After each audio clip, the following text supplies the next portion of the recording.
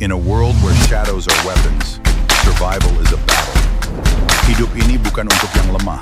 Aku akan mematahkan rantai ini. C61 Lautan Abu. Pagi itu, Sunny terbangun dengan perasaan muram dan gelisah.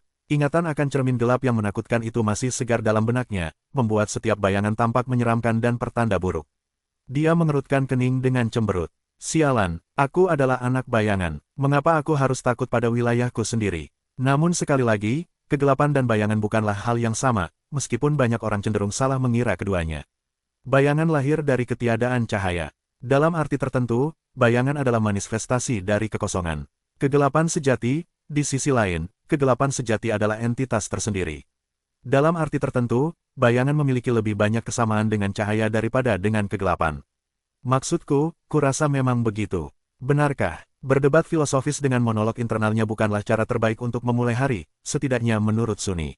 Suasana hatinya yang sudah buruk semakin memburuk. Dengan desahan pendek, dia duduk dan meregangkan lengannya, menguap. Selamat pagi. Suaranya hampir tenggelam oleh gema deburan air laut.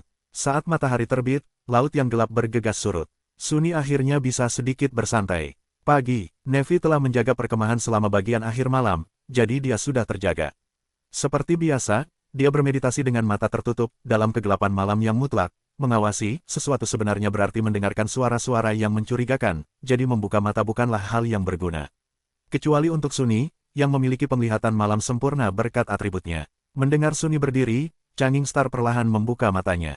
Cahaya lembut yang tertinggal dari nyala api putih yang menari-nari masih terlihat di kedalaman matanya, dengan cepat menghilang saat penglihatannya menyesuaikan diri dengan cahaya fajar.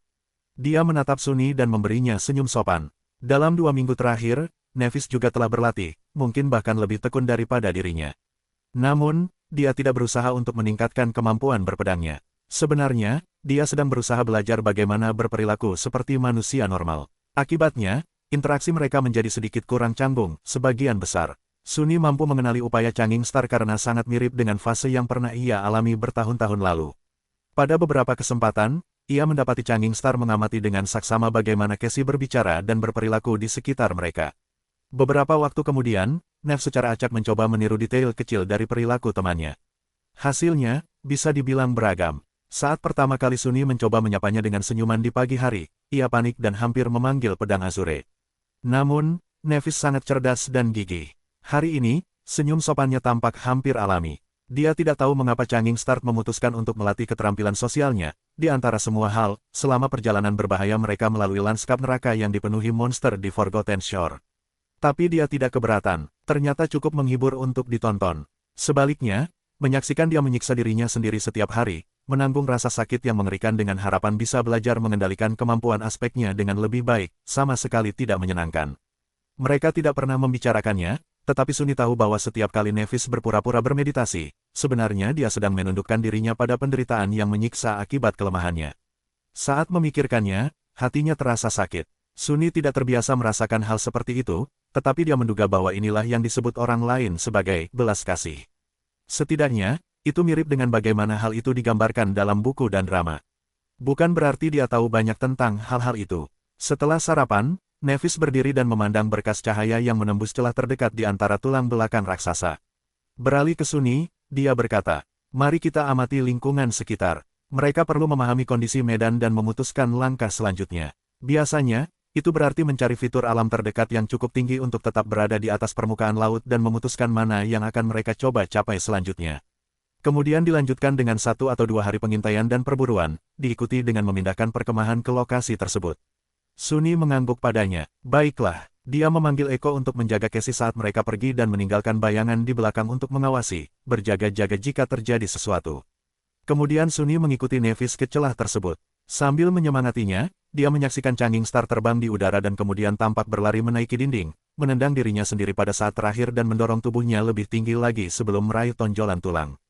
Hanya mengandalkan kekuatan tubuh bagian atasnya, dia kemudian memanjat dan menghilang ke dalam cahaya yang mengalir. Tak lama kemudian, tali emas itu jatuh, memungkinkannya untuk mengikuti. Nevis membantunya memanjat ke puncak tulang punggung raksasa itu, lalu berdiri tegak dan menoleh ke arah barat. Sunny menjabat tangannya dan melakukan hal yang sama, berharap melihat pemandangan yang biasa, hamparan labirin merah tua yang tak berujung, dihiasi di sana-sini dengan titik-titik tinggi yang langka. Namun, Apa yang mereka lihat membuat keduanya terdiam. Di kejauhan, labirin itu tampak kehilangan warnanya. Bila-bila karang merah tua tampak abu-abu dan berubah bentuk, seolah terserang penyakit yang tidak dikenal dan kehilangan semua kehidupan. Material seperti batu itu tampak rapuh dan mudah hancur menjadi debu kapan saja. Hamparan karang mati terbentang sejauh mata memandang. Lebih jauh lagi, dinding labirin tampak runtuh menjadi lautan pasir abu-abu. Gurun abu-abu ini tampak begitu asing dan aneh setelah berminggu-minggu hanya melihat jalur merah tua yang tak berujung, sehingga Sunny merasa merinding. Fakta bahwa mereka bahkan tidak melihat satupun monster yang bergerak di lumpur di bawahnya membuat dia merasa semakin terganggu. Hanya ada satu titik tertinggi yang terlihat di sebelah barat mereka. Jauh di kejauhan, tanah menanjak membentuk sebuah bukit tinggi. Bukit itu mungkin yang terbesar yang pernah mereka lihat, dengan mudah bisa menjadi pulau sungguhan begitu air naik di malam hari. Bentuknya mengingatkan Sunny pada gundukan makam raksasa. Tertutup pasir abu-abu yang ditinggalkan oleh karang mati, bukit itu menyerupai gunung abu. Gunung itu dimahkotai oleh pohon raksasa. Pohon itu menjulang ke langit seperti menara, cabang-cabangnya cukup lebar untuk menaungi seluruh pulau. Kulit pohon raksasa itu sehitam air laut yang gelap, sementara daun-daunnya merah seperti darah. Dengan latar belakang langit kelabu, tajuk merah tua dari pohon yang megah itu tampak sangat cerah dan menakjubkan. Sunny menelan ludah. Apa-apaan itu? Nevis sedang berpikir atau mungkin tidak mengatakan apapun. Dia hanya menatap ke kejauhan, dengan sedikit kerutan di wajahnya. Pada saat itu, sesuatu berkilauan terang dari bawah pohon. Kilauan itu jelas dan mudah terlihat bahkan dari posisi mereka, seperti seberkas sinar matahari yang dipantulkan oleh cermin besar. Sesaat kemudian, kilauan itu menghilang, hanya untuk muncul kembali setelah beberapa detik. Sebuah cermin. Sunny menggigil, mengingat kejadian malam sebelumnya. Entah mengapa, kilauan terang itu tiba-tiba tampak mengancam. Setelah beberapa waktu berlalu, dia berbicara kepada Nev lagi. Bagaimana menurutmu? Dia sedikit ragu sebelum menoleh kepadanya. Sementara Changing Star mempertimbangkan apa yang akan dikatakannya, dia melirik lagi ke tanah tandus yang kelabu itu. Akhirnya, dia berbicara, inilah satu-satunya jalan ke barat. Sunny meringis dan memalingkan muka. Dia sama sekali tidak menyukai perkembangan situasi ini. Jadi, kita akan pergi. Nevis menoleh menghadap pohon raksasa itu dan, seolah terpengaruh oleh keagungannya, dengan ragu-ragu mengangkat bahu. Apakah kita punya pilihan? Asteris. Beberapa waktu kemudian, mereka meninggalkan sisa-sisa monster laut raksasa itu dan bergerak ke barat, berencana untuk memeriksa situasi di dalam tanah tandus yang terletak di antara mereka dan Ashen Barok. Awalnya, mereka tidak berencana mendekati pulau aneh itu. Namun, keadaan menjadi cukup tidak biasa begitu mereka memasuki daerah tandus tersebut. Dengan pasir abu-abu di bawah kaki mereka dan dinding karang mati yang mengelilingi mereka, kelompok itu sepenuhnya siap menghadapi bahaya yang tidak diketahui. Terlepas dari kenyataan bahwa mereka belum melihat monster apapun yang bergerak di area ini dari puncak tulang punggung Leviathan, baik Sunny maupun Nevis tidak benar-benar percaya bahwa tidak ada yang akan menyerang mereka di wilayah labirin yang aneh ini. Ada terlalu banyak cara bagi makhluk mimpi buruk untuk menyembunyikan diri, dan jika ada satu hal yang dipelajari para penidur selama berada di pantai terlupakan, itu adalah bahwa segala sesuatu di sini yaomi mematikan atau menyembunyikan sesuatu yang mampu membunuh mereka. Dalam hal itu, pertemuan pertama mereka dengan cacing karnivora sangat traumatis. Namun, akal sehat mereka ternyata salah kali ini. Gurun itu sunyi dan kosong, sama sekali tanpa tanda-tanda kehidupan. Ketiadaan monster, secara teori, seharusnya membuat Sunny merasa lebih baik, tetapi dia malah merasa lebih gugup dari biasanya. Seluruh situasi ini terasa sangat berbahaya. Rasanya aneh dan tidak wajar. Jika bahkan para monster pun takut mendekati tempat ini, mengapa mereka berjalan semakin dalam ke gurun tandus dengan sukarela? Apakah mereka sebodoh itu karena tidak segera berbalik dan lari? Tak lama kemudian, mereka sampai di titik di mana dinding labirin telah runtuh menjadi debu. Kini, hanya ada hamparan pasir abu-abu yang luas di antara mereka dan bukit yang dimahkotai oleh pohon raksasa. Tidak ada yang bisa bersembunyi di dataran abu-abu itu. Namun, mereka juga tidak akan mampu menyembunyikan diri dari pandangan siapapun. Sunny melirik Nevis. Apakah kamu yakin ingin melakukan ini? Changing Star mengerutkan kening dan menundukkan dagunya. Kemudian, sambil menatap ke depan, dia mengerutkan kening dan berkata, "Ayo, pergi." C62 petak umpet.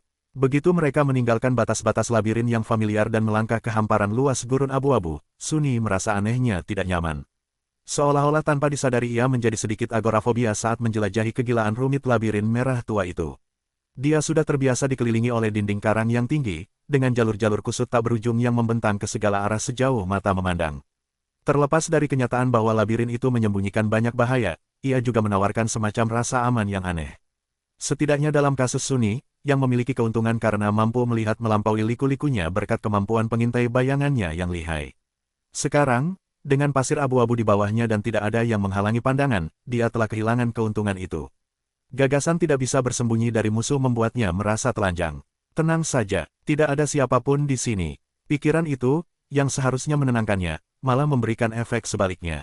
Memang, tidak ada makhluk mimpi buruk dimanapun di gurun tandus itu, tetapi mengapa demikian? Apa yang membuat mereka begitu ingin menghindari tempat ini? Nevis berjalan di depan kelompok, dengan Sunny tepat di belakangnya. Eko berada di belakang, bergerak dengan langkah lambat. Dia melihat sekeliling dan, setelah sedikit ragu, berkata dengan suara rendah. Aku tidak suka ini. Nevis meliriknya dengan ekspresi acuh tak acuh seperti biasanya. Berpaling, dia hanya berkata, tetap waspada. Mereka terus maju dalam diam, pasir berderit di bawah kaki mereka. Sekitar selusin menit kemudian, Changing Star mengangkat tangannya, memberi isyarat agar mereka berhenti. Beralih ke Sunny, dia bertanya, apakah bayanganmu memperhatikan sesuatu? Dia menggelengkan kepalanya. Tidak, ada beberapa ketidakberaturan di sana-sini, seperti gundukan kecil atau lubang dangkal, tetapi tidak ada yang bergerak. Sebagian besar, tampaknya datar dan tak bernyawa. Dia menoleh ke Cassie dan bertanya dengan ragu-ragu. Apakah kamu mendengar sesuatu? Dalam beberapa kasus, pendengarannya yang tajam lebih efektif daripada indera bayangannya. Ketika mereka terjebak badai, Cassie mampu merasakan ada sesuatu yang tidak beres jauh sebelum teman-temannya yang bisa melihat menyadari apapun. Namun, kali ini usahanya sia-sia. Dia hanya menggelengkan kepalanya, menandakan bahwa tidak ada suara aneh di sekitar mereka. Nevis menghela napas dan menundukkan kepala, berpikir. Kemudian dia menatap ke arah Ashen Barrow yang jauh. Mari kita lanjutkan. Namun, dia sedikit mengubah arah kelompok tersebut, dengan tujuan mendekati salah satu gundukan yang telah diperhatikan Sunny. Saat mereka mendekatinya, waktu sudah menunjukkan tengah hari. Matahari tepat berada di atas kepala mereka, membuat bayangan mereka kecil dan tak berbentuk. Bayangan Sunny sendiri telah kembali dan sekarang bersembunyi di bawah kakinya, tampak seperti gumpalan kegelapan yang tak berbentuk. Waktu ini adalah waktu yang paling tidak disukainya. Nevis memanggil pedangnya dan perlahan mendekati gundukan itu, mencoba menentukan sifatnya. Tidak ada yang istimewa tentang gundukan itu kecuali kenyataan bahwa segala sesuatu di sekitarnya datar, sedangkan gundukan itu tidak. Gundukan itu tingginya hampir sama dengan Sunny, agak lonjong dan tertutup pasir abu-abu yang sama seperti bagian gurun lainnya. Hal itu tampaknya tidak berbahaya, tetapi tidak ada salahnya untuk memeriksa, ya, kemungkinan besar begitu. Mungkin hal itu bisa memberi mereka beberapa informasi yang berguna. Tepat ketika Changing Star hendak mengulurkan tangannya dan menyentuh permukaan gundukan itu, bayangan Sunny tiba-tiba melihat sesuatu bergerak di kejauhan, kembali ke tepi labirin tempat mereka berasal. Bertindak berdasarkan insting, Sunny melompat ke arah Eko dan mendesis kepada Nev. Bersembunyi. Pada saat yang sama, dia mengusir pemulung bertubuh besar itu. Tiba-tiba kehilangan tunggangannya, Cassie mengangkat tangannya dan jatuh. Menangkapnya dengan cara menggendong putri, Sunny melesat ke arah gundukan dan menurunkan dirinya ke tanah, menempatkan gadis buta itu di antara dirinya dan Nevis yang sedang berjongkok. Changing Star meletakkan satu tangannya di bahu Cassie dan menatapnya dengan pertanyaan tanpa kata di matanya. Bahaya, Sunny mengangkat satu tangannya dengan telapak tangan terbuka, menyuruhnya menunggu. Bayangannya sudah mengintip dari balik gundukan, dengan hati-hati mengamati sumber gerakan tersebut. Dari kejauhan, dinding-dinding mati labirin menjulang dari pasir abu-abu. Tiba-tiba, salah satu dinding itu roboh, ditabrak oleh sosok besar. Dikelilingi oleh awan pasir abu-abu, sosok itu bergerak maju, melangkah ke permukaan datar tanah tandus. 8 kaki, 2 sabit tulang yang menakutkan, cangkang hitam dan merah tua yang tampak seperti baju zirah kuno yang berlumuran darah, seorang centurion lagi. Sunny mengumpat dalam hati, mereka telah melawan monster-monster ini 2 kali sebelumnya, dan menang kedua kalinya. Namun, itu karena setiap medan pertempuran telah dipersiapkan dengan cermat untuk menumpuk keuntungan di pihak mereka, dengan banyak perencanaan dan intrik licik dari pihak mereka. Dia tidak yakin apakah mereka mampu membunuh seseorang dalam konfrontasi langsung, setidaknya tidak tanpa menderita kerusakan serius. Sambil menoleh ke Nevis, Sunny berbisik. Seorang perwira lapis baja baru saja keluar dari labirin. Dia mengerutkan kening. Sementara itu, Cassie dengan lembut menyentuh tangannya dan bertanya, "Kemana arahnya?" Sunny berkedip, lalu memusatkan perhatian pada bayangan itu. Tak lama kemudian, ia menghela napas lega. Sepertinya ia menuju ke Ashen Barrow. Jika kita tetap bersembunyi di balik gundukan ini dan ia tidak mengubah arah, ada kemungkinan besar ia tidak akan menyadari keberadaan kita. Changing Star berpikir sejenak lalu mengangguk. Pantau terus dan beritahu saya segera jika ada perubahan. Berusaha sekecil dan setenang mungkin, mereka bertiga menempelkan tubuh mereka ke gundukan tanah. Tidak banyak ruang untuk bersembunyi, jadi mereka harus menahan diri untuk tidak berdesakan satu sama lain. Yah, mungkin, menanggung, bukanlah kata yang tepat. Sunny bahkan mungkin akan menikmati situasi tersebut dalam keadaan lain. Apa yang kau pikirkan, bodoh? Konsentrasilah pada monster mematikan itu. Pikirnya dengan marah, sambil mencaci maki dirinya sendiri. Namun, sangat sulit untuk berkonsentrasi saat tubuh lembut Casey menempel padanya. Monster mematikan. Setelah akhirnya berhasil mengalihkan pikirannya dari hal-hal kotor, Sunny menghela napas dan fokus mengamati sang centurion. Makhluk besar itu bergerak melintasi tanah tandus, perlahan mendekat. Tak lama kemudian, dia bisa melihat setiap garis merah tua dan setiap duri pada cangkangnya yang lapuk. Namun, matanya tertuju pada sesuatu yang lain. Terjepit dengan hati-hati di antara sabit sang perwira, sebuah kristal indah berkilauan dengan cahaya batin yang menghipnotis. Kristal itu terang dan sangat memikat. Sebuah pecahan jiwa yang transenden. Mereka sudah pernah melihat pemandangan serupa, ketika sepasang perwira Romawi mengambil dua kristal semacam itu dari sisa-sisa makhluk raksasa mirip hiu tersebut. Jadi, itulah tujuan mereka. Sunny melirik pohon megah yang berdiri di atas Ashen Barrow. Dengan cabang-cabangnya yang berwarna oniks dan daun-daunnya yang berwarna merah terang, pohon itu tampak mencolok dan megah. Seperti sesuatu yang suci tersembunyi di kedalaman neraka. Dia membagikan temuannya kepada kelompok itu, berhati-hati agar bisikannya serendah mungkin. Perwira Romawi itu hendak melewati tempat persembunyian mereka. Meskipun ada jarak antara jalannya dan gundukan itu, Sunny tetap merasa gugup. Ini adalah saat yang paling berbahaya. Monster itu mendekati gundukan kecil, lalu melanjutkan perjalanan tanpa berkedip sedikitpun. Dia menghela napas. Ia sedang berjalan menuju Barrow. Nevis tidak tenang, masih waspada jika keadaan memburuk kapan saja. Ikuti itu, Sunny mengangguk. Sesaat kemudian, bayangannya meluncur dari balik gundukan, diam-diam mengejar makhluk mimpi buruk itu. Dengan semakin meningkatnya jangkauan kontrol bayangan, dia cukup yakin akan kemampuannya untuk membuntuti makhluk itu hingga ke jejak kaki bukit abu-abu tersebut. Sang perwira melintasi tanah tandus dengan pecahan yang telah mencapai tingkatan lebih tinggi tergenggam erat di antara sabitnya. Sikapnya agak aneh, tampak hampir saleh. Ia tampak seperti seorang peziarah yang berjalan menuju tempat suci yang misterius. Tak lama kemudian, ia mendekati gundukan abu dan tiba-tiba berhenti, seolah takut melewati garis tak terlihat. Kemudian sang perwira dengan hati-hati meletakkan pecahan itu di atas pasir dan mundur menjauhinya, matanya tertuju ke tanah. Setelah menjauhkan diri dari kristal yang berkilauan, makhluk raksasa itu berlutut. Sunny harus menggosok matanya untuk memastikan bahwa dia tidak salah lihat. Ternyata tidak. Centurion bercangkang itu menekuk kedelapan kakinya dan merendahkan dirinya ke tanah, dengan patuh meletakkan sabitnya yang menakutkan di depan tubuhnya yang membungkuk. Melihat tingkah laku Sunny yang aneh, Nevis mengangkat alisnya. Apa itu? Dia ragu-ragu. Tunggu. Pada saat itu, bayangannya, yang aman tersembunyi agak jauh dari monster yang berlutut, memperhatikan sedikit perubahan di permukaan gundukan abu. Kilauan terang yang mereka lihat dari puncak tulang punggung Leviathan itu kembali. Hanya saja kali ini, kilauannya bahkan lebih menyilaukan. Kilauan itu naik ke udara dari bayangan yang dihasilkan oleh cabang-cabang pohon yang menjulang tinggi dan bergerak, perlahan mendekati jejak kaki di bukit itu. Ketika Sunny akhirnya mampu mengetahui sumber cahaya itu, matanya membelalak. Merasa merinding kedinginan hingga lupa bernapas. C63 penguasa abu. Bergerak menembus pasir abu dan tumpukan dedaunan yang gugur, sesosok monster raksasa turun dari bukit. Sunny menelan ludah, ekspresinya berubah muram. Makhluk itu sebesar rumah, dengan 8 kaki bersegmen yang menyerupai pilar tinggi. Bentuknya mirip dengan pemulung dan centurion, terdiri dari cangkang seperti kepiting dan tubuh bagian atas yang menonjol dan agak mirip manusia. Namun, disitulah kesamaan di antara mereka berakhir. Alih-alih kitin, cangkang raksasa itu tampaknya terbuat dari logam yang dipoles dan berkilau. Seolah-olah seluruh tubuhnya pernah dicelupkan ke dalam wadah baja cair, lalu muncul darinya terbungkus dalam baju zirah berkilau yang tak tertembus. Sinar matahari terpantul dari permukaan krom cangkangnya, menciptakan kilauan terang yang diperhatikan Sunny. Besar namun anehnya elegan, monster baja itu menyerupai seorang ksatria raksasa. Sunny siap bersumpah bahwa dia telah melihat bentuk 7 bintang terukir di dadanya. Namun, ksatria itu telah rusak dan jahat. Ia memancarkan aura menyeramkan, seperti iblis yang dipanggil dari neraka untuk menabur kematian dan pembantaian. Zirah makhluk itu yang dipoles dipenuhi duri-duri panjang dan bergerigi. Tubuh humanoidnya memiliki 4 lengan perkasa, 2 di antaranya berujung capit yang kuat, 2 lainnya berujung sabit tajam yang menakutkan. Kepala iblis itu lebih menonjol daripada kepala pemulung dan dihiasi dengan beberapa tanduk tinggi dan tajam. Wajah logamnya hampir menyerupai manusia, tetapi sekaligus mengerikan dan buas. Hanya melihatnya saja membuat bulu kuduk Sunny merinding.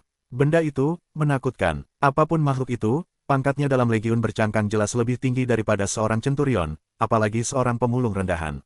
Itu adalah langkah selanjutnya dalam evolusi mereka. Seorang jenderal atau komandan, mungkin. Apa sebutan mereka, Legatus. Praetorian. Sambil menahan napas, Sunni menyaksikan iblis cangkang turun dari gundukan abu. Berhenti di depan pecahan jiwa transenden, ia menatap sejenak sang centurion yang berlutut. Monster mematikan yang terbangun itu menyusut di bawah tatapannya, seolah-olah ketakutan pada makhluk mimpi buruk yang lebih besar. Sunni tahu bagaimana rasanya, karena dia juga merasakan hal yang sama ketika mata raksasa itu sekilas melirik ke tempat persembunyiannya yang tersembunyi. Tanpa memperhatikan sang perwira, iblis cangkang itu mengambil kristal berkilauan dan berbalik. Kemudian, dengan tenang ia kembali ke bawah naungan cabang-cabang pohon raksasa. Sunni menghembuskan napas perlahan. Sunni, apa yang terjadi? Dia menatap Casey, yang wajahnya penuh kekhawatiran dan rasa ingin tahu. Setelah ragu sejenak, dia berkata, ada ancaman baru. Tetap tenang sebentar lagi, nanti akan saya jelaskan. Kembali ke kaki bukit yang tinggi, centurion bercangkang itu akhirnya siap untuk berdiri lagi. Sunni berada dalam dilema. Dia harus mengikuti monster itu untuk memastikan bahwa monster itu tidak menemukan tempat persembunyian mereka dalam perjalanan kembali ke labirin. Namun, dia juga sangat penasaran untuk melihat apa yang sedang dilakukan iblis cangkang di sarangnya di puncak gundukan abu. Tidak ada waktu untuk memikirkan semuanya dengan matang. Dengan tergesa-gesa mengambil keputusan, Sunni mengirimkan bayangannya meluncur di atas pasir abu-abu. Bayangannya dengan mahir menghindari tatapan centurion bercangkang itu dan beberapa detik kemudian sudah mendaki bukit tinggi. Lihat saja sekali, aku hanya akan melihat sekali. Bersembunyi di bawah naungan rindang yang dihasilkan oleh tajuk pohon merah yang megah, bayangan itu meluncur naik ke lereng dan mendekati tempat di mana iblis cangkang menghilang dari pandangannya. Di puncak bukit, tanah tertutup dedaunan yang berguguran. Gundukan abu itu memang lebih besar dari bentang alam tinggi manapun yang pernah mereka temui sebelumnya, luas dan lapang seperti sebuah pulau sungguhan. Namun, jejak yang ditinggalkan oleh kaki-kaki makhluk raksasa yang menyerupai pilar itu dapat dengan mudah terlihat. Mereka mengarahkan bayangan itu ke tengah pulau, tempat batang pohon obsidian yang sangat besar menjulang dari tanah, dengan akar-akarnya yang lebar membentang ke segala arah. Iblis cangkang berdiri di bawah pohon, menatap cabang-cabang bawahnya. Pecahan transenden itu masih tergenggam erat di capitnya. Apa yang sedang dilihatnya? Sunni membuat bayangan mengikuti pandangan makhluk itu dan memperhatikan beberapa buah bulat yang menggugah selera menggantung di antara daun-daun merah tua. Salah satunya tampak sangat matang. Tiba-tiba, iblis itu menjatuhkan pecahan jiwa ke pasir dan, sama sekali melupakannya, mengangkat tubuhnya. Ia mengulurkan capitnya ke atas dan dengan lembut menggenggam buah itu, lalu menariknya. Tanpa perlawanan, buah itu terlepas dari rantingnya. Sambil memegangnya sebagai sesuatu yang rapuh dan sangat berharga, makhluk besar itu perlahan-lahan menurunkan dirinya ke tanah. Kemudian, dengan hati-hati ia membawa buah itu ke mulutnya dan menggigitnya sedikit. Makhluk ini, makan buah-buahan. Makhluk menjijikkan ini vegetarian. Bingung dan tidak yakin dengan apa yang baru saja dilihatnya, Sunni tidak punya pilihan selain memerintahkan bayangannya untuk pergi dan bergegas ke kaki bukit. Waktu sudah habis, dan jika dia ingin mengejar centurion bercangkang itu, dia harus bertindak cepat. Meluncur di atas dedaunan yang gugur, bayangan itu turun dari gundukan abu dan terbang kembali ke arah labirin, segera menyusul monster yang mundur.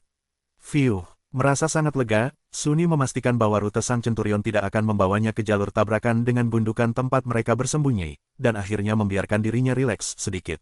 Dia menunggu hingga monster yang memegang sabit itu benar-benar lenyap sebelum perlahan bangkit berdiri. Sekarang aman untuk keluar. Nevis dan Casey berdiri, meregangkan dan memijat anggota tubuh mereka. Tiba-tiba teringat betapa eratnya mereka berdekatan saat bersembunyi di balik gundukan, Sunni nyaris tidak tersipu malu. Itu, adalah tindakan yang diperlukan. Dia hampir merasa senang karena iblis cangkang muncul di saat yang tepat untuk mengalihkan pikirannya dari situasi itu. Apa yang telah terjadi? Nevis menatapnya dan mengangkat alisnya. Untuk sekali ini, ekspresi ketidakpeduliannya tidak terlihat meyakinkan. Sunni melirik Ashen Barrow yang tidak terlalu jauh dan menggigil. Bahaya mengintai di depan. Kita harus kembali ke Bone Ridge. Aku akan menjelaskan semuanya setelah kita selamat dan kembali ke perkemahan. Dia membuka mulutnya untuk mengatakan sesuatu, tetapi kemudian mengurungkan niatnya dan tetap diam, hanya mengangguk padanya. Kepercayaan yang telah mereka bangun sudah cukup untuk itu, setidaknya. Sunni memanggil Eko, mengikat tali emas di sekeliling tubuhnya, meletakkan kembali pelana darurat Casey di atas cangkangnya, dan membantu gadis buta itu naik ke tempat duduknya. Mengambil tas-tas pelana itu, dia memasangnya kembali ke sepeda motornya dan melangkah pergi. Mereka sudah siap berangkat, namun sebelum itu, Sunni masih memiliki satu hal lagi yang harus dilakukan. Mendekati gundukan itu, ia menggunakan tangannya untuk menyapu pasir dari permukaannya.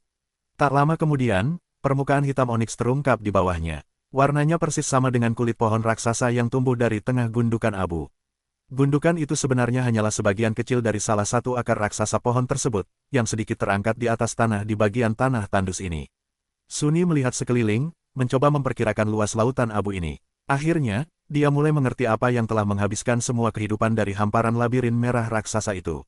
Asteris. Kembali ke dalam Bone Ridge, mereka duduk mengelilingi api unggun. Aroma daging panggang yang lezat memenuhi udara, membuat perut Suni berbunyi geli. Namun, belum waktunya makan. Dia sedang bercerita kepada para gadis tentang apa yang telah dilihatnya. Setelah sang perwira berlutut, makhluk bercangkang lain muncul dari puncak gundukan abu. Hanya saja, makhluk ini berbeda dari yang pernah kita lihat sebelumnya. Ukurannya 2 kali lipat ukuran perwira itu, tingginya 6 atau 7 meter. Aku bahkan tidak bisa membayangkan berapa beratnya. Ia tampak seperti rumah yang bergerak. Nevis mengerutkan kening, jelas tidak senang mengetahui ada makhluk raksasa yang menghalangi jalan mereka. Terlebih lagi, cangkangnya bukan terbuat dari kitin. Sebaliknya, tampaknya seperti paduan logam aneh. Kurasa kita tidak akan bisa menembusnya. Aku juga tidak melihat celah apapun di perisai monster itu, bahkan di sekitar persendiannya. Casey menelan ludah, menoleh ke arah temannya. Namun, Changing Star tetap diam. Suni menghela napas. Selain itu, makhluk itu memiliki 4 lengan, bukan 2 seperti biasanya, sepasang dengan capit dan sepasang dengan sabit. Ukurannya bahkan lebih besar daripada lengan centurion. Cangkangnya dipenuhi duri, dan ia memiliki tanduk panjang di kepalanya. Ia juga tampak, lebih mirip manusia. Ia hampir memiliki wajah, meskipun sangat jelek. Dan matanya, kurasa ia lebih cerdas daripada apapun yang pernah kita hadapi sebelumnya. Nevi berpikir sejenak. Setelah beberapa saat, dia berkata, itu mungkin iblis yang telah bangkit. Makhluk mimpi buruk dengan 1 inti jiwa disebut binatang buas, sedangkan yang memiliki 2 inti disebut monster. 3 inti termasuk dalam kelas makhluk yang dikenal sebagai iblis, dengan setan tepat di atasnya yang memiliki 4 inti. Suni mengangguk padanya, menandakan bahwa dia setuju dengan kesimpulannya. Atau mungkin iblis. Bagaimanapun juga, saya rasa kita harus menghindari bajingan menakutkan itu dengan segala cara.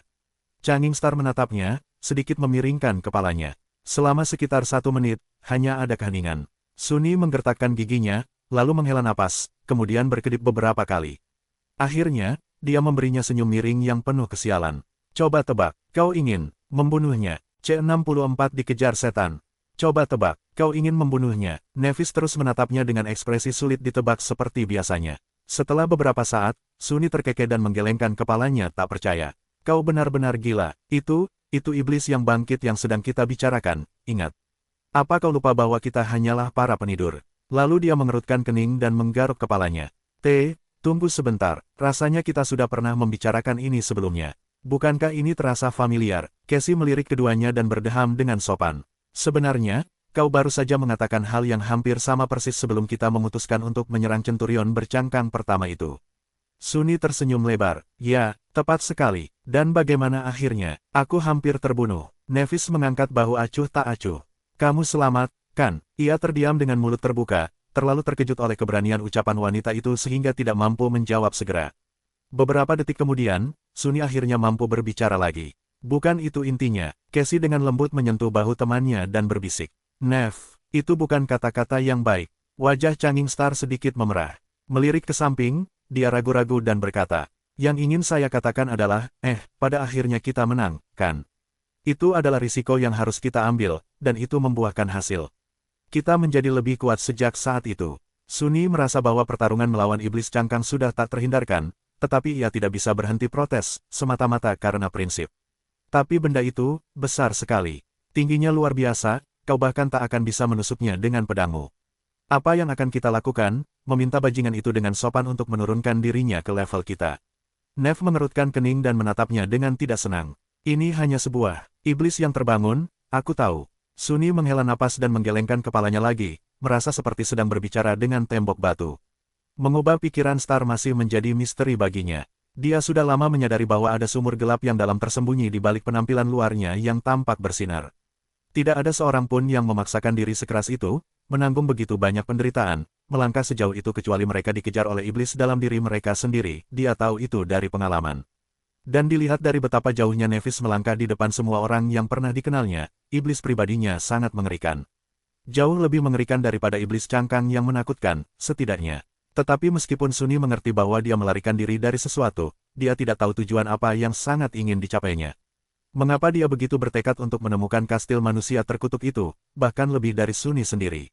Keinginan membara untuk kembali ke kenyataan dan merebut semua hadiah yang seharusnya menjadi haknya di dunia begitu kuat sehingga akan membuat sebagian besar orang ketakutan setengah mati. Hanya ada sedikit hal yang tidak ingin dia lakukan untuk mencapai mimpinya. Namun, itu hanya bermakna selama dia masih hidup. Nevis, di sisi lain, tampaknya mengejar tujuan yang lebih bermakna daripada hidupnya. Mengapa lagi dia rela mempertaruhkan nyawanya? Sunny sama sekali tidak mengerti logika itu. Itu tidak rasional dan paradoks. Apa yang bisa lebih penting daripada hidupmu? Jika kau mati, kau tidak akan bisa menikmati hasil jerih payahmu. Ia menatap mata Nevi dan berkata, dulu, ketika kita setuju untuk melawan centurion bercangkang itu, kita melakukannya karena tidak ada pilihan lain.